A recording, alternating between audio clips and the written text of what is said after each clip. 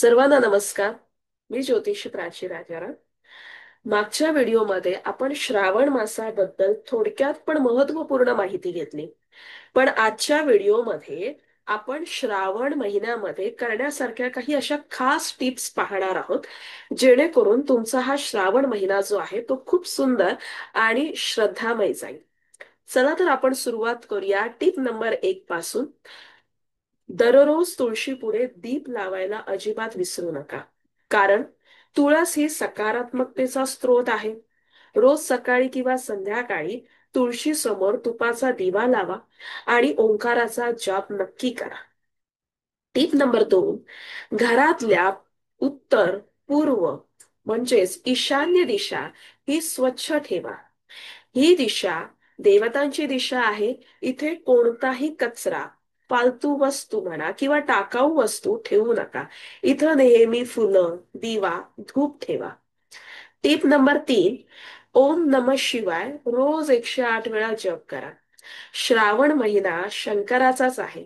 हा जप मनाला शांतता देतो आणि घरात उच्च कंपन म्हणजेच व्हायब्रेशन निर्माण करतो. टीप नंबर 4 काय आहे?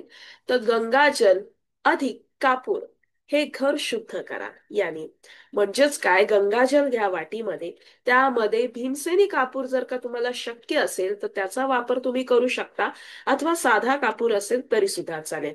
तर 1 वाटी पाण्यात 2 थेंब गंगाजल तुम्हाला टाकायचं आहे, प्लस त्यामध्ये कापूर टाकून घरात ते शिंपडायचं आहे. यामुळे काय होतं, नकारात्मक ऊर्जा निघून जाण्यासाठी मदत होते. सोमवारी बेलपत्र वाहा आणि उपवास ठेवा. ज्यांना शक्य आहे त्यांनी सोमवारी उपवास ठेवावा. नसेल शक्य तर शिव मंदिरात जाऊन अभिषेक आणि बेलपत्र अर्पण करावं. टीप नंबर 6, श्रावणातील दर रविवारी घराची वास्तू ऊर्जा हमखास तपासा. तर ती तुम्ही कशी तपासू शकता? तर बघा, घरातली दिशा, आरसा, देवघर, झोपेचं स्थान यावरती लक्ष ठेवा. योग्य सल्ल्यासाठी अनुभव वास्तु विशारदाकडे मार्गदर्शन नक्की घ्या. टीप नंबर 7, कसलीही तक्रार न करता कृतज्ञता जप करा. म्हणजेच नक्की काय करायचं आहे, तर आपल्याला भगवंताने जे दिलेलं आहे त्याबद्दल तुम्हाला धन्यवाद व्यक्त करायचा आहे. आता ते एक्झॅक्टली कोणकोणत्या गोष्टीतनं तुम्ही व्यक्त करू शकता अथवा कोणकोणत्या गोष्टीसाठी करू शकता ते समजून घेऊया. मग आज दिवसातनं 1 वेळा तरी ऍटलिस्ट 5 गोष्टींसाठी धन्यवाद म्हणा. जसं की तुमचं राहतं घर असेल, तुम्ही खात असलेलं अन्न असेल, तुमचे प्रियजन, जिथं तुम्ही काम करता ते असेल, किंवा पैसा, याचे देखील तुम्ही धन्यवाद तुम्ही बोलू शकता. आणि सगळ्यात महत्वाचं म्हणजे हे जे आपल्याला भगवंताने दिलेलं सुंदरसं शरीर आहे त्याला सुद्धा धन्यवाद बोलायला विसरू नका.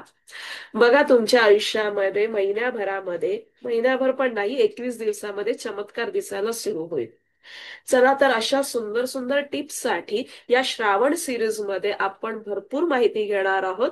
तुम्हाला अजून कोणकोणत्या विषयावरती श्रावण महिन्याबद्दल माहिती घ्यायला आवडेल, नक्की कमेंट बॉक्स मध्ये सांगा. चला इथेच थांबूया. Thank you so much. धन्यवाद.